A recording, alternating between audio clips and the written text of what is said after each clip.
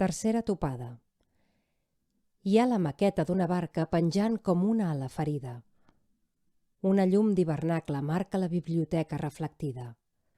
Ahir els cavalls, el ganivet, els juraments en revoltim. Tot se'n va fer exageradet, com si parodiéssim un crim.